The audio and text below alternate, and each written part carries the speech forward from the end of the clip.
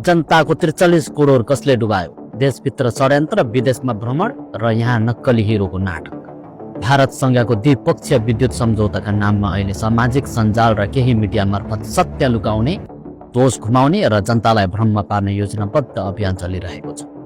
ऊर्जा सुधारको नाममा चिनिएका कुलमान घिसिङ र तत्कालीन अधिकारी मनोज सिलवाललाई अपराधी जै चित्रण गरिँदैछ। तर समयमै निर्णय गर्न पूर्ण रूपमा असफल भएका वर्तमान कार्यकारी निर्देशक हितेन्द्र साक्यलाई 43 करोड जोगाउने हिरो भनेर नक्कली कथा बनाएर प्रस्तुत गरिँदैछ। यो सामान्य भ्रम होइन, यो तथ्यको निर्लज्ज तोडमरोड र खुला राजनीतिक दुष्प्रचार। अब असली प्रश्नहरू, जसबाट को भाग्दैछ भन्ने यहाँ थाहा हुन्छ।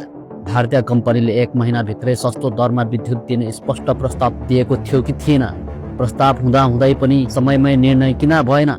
प्रस्तावको म्याद गुजारिनु कसको लापरवाही हो?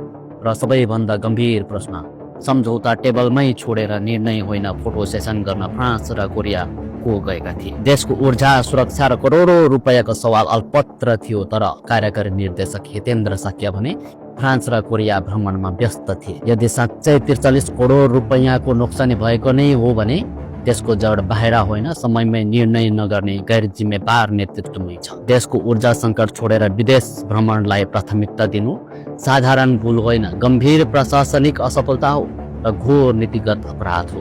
त्यसैले माग अब स्पष्ट छ, कार्यकारी निर्देशक हितेन्द्र साक्यमाथि तत्काल स्वतन्त्र र पारदर्शी छानबिन हुनै पर्छ। फेक न्यारेटिभ बनाएर दोषहरूलाई थुपार्ने खेल अब चल्दैन।